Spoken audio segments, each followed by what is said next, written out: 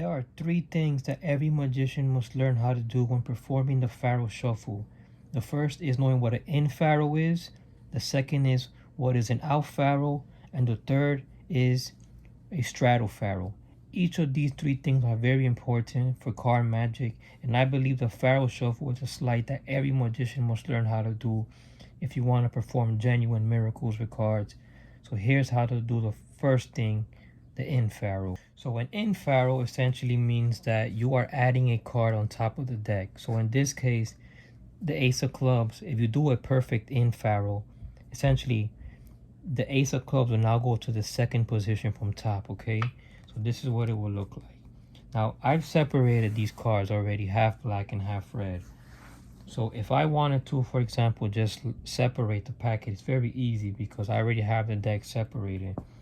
But if I push the cards in together, right, like this, and I weave the cards together, right now you can see that the Ace of Clubs right now is in the second position from top, as you can see. So if I've perfectly Faro these cards, which I've just done an in Faro because now the Ace of Clubs is no longer on top, but it is second from top. That is what an in Faro does. So if you're doing a trick, for example, where you need to select the card second from top, all you can do is do what is an in Faro. So once again, this time we have the 7 of diamonds on top. I'm going to do an in Faro to get the 7 of diamonds second from the top of the deck. So you don't have to actually cut the deck in half for off Faro shuffles, although I do think it's good practice to do it so you can get used to the idea of splitting the deck in half. But right here you can see I've just split the deck in half, but right now I've just added a card on top. The 7 of diamonds is no longer a top. Now the top card is a 3 of diamonds. So if I bridge these cards together, I've just done an in Faro once again because the 7 of diamonds is now second from the top of the deck. And I can keep doing this if I want, for example, that 3 of diamonds to be 10 from the top. I have to do two things. The first thing I have to do is shuffle 4 cards on top. So I'll pick this 3 of diamonds on top. I'll turn it over. So all I have to do is just cut the cards and shuffle 1, 2, 3, 4. Then in jog the 5th card, then shuffle. If I pick up this packet from here and lift up with my thumb, insert my pinky there, and complete the cut, what I've just done is I brought that 3 of diamonds to the 5th position. As you can see, I have 4 cards here, and 3 of diamonds is now 5th from top. If I do a perfect in Faro of the top 5 cards, this 3 of diamonds will now be in the 10th position. So all I have to do now is just cut the packet and make sure that the top 5 cards get perfectly in Faroed, which looks just like this. And if I shuffle these cards together, now that 3 of diamonds is now in the 10th position. Look, 1, 2, 3, 4, 5, 6, 7, 8, 9. And the 10th card is a 3 of diamonds. The out Faro means that the top card does not change positions, okay? So we'll see. Top card in this case is a 3 of hearts.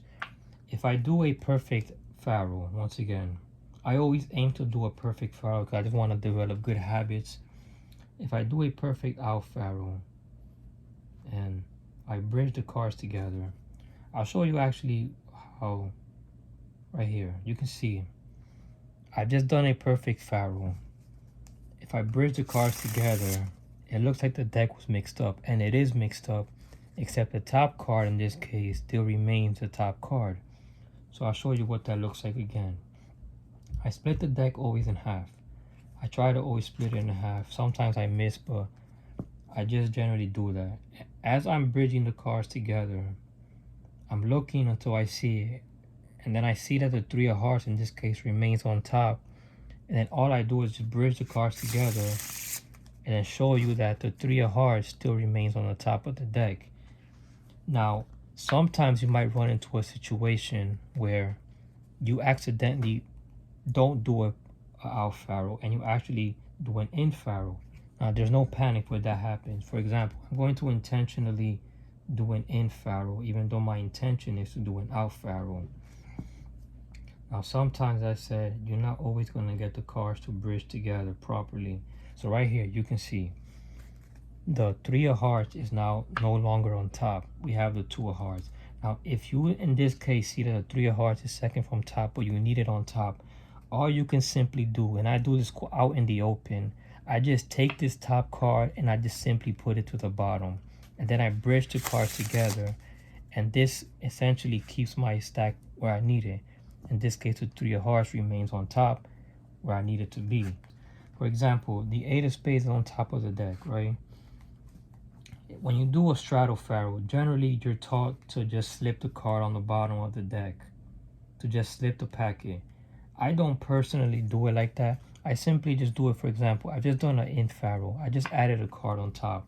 All I do is generally with the straddle Faro, they tell you to just slip the card. I don't do it that way. It's just hard to hold on to the cards that way. All I simply do is I will just take that card on top, which I know is not the eight of spades, and just bring it to the bottom of the deck and just bridge the cards together. And I simply just done an out Faro. A straddle Faro, because I just kept the card on top.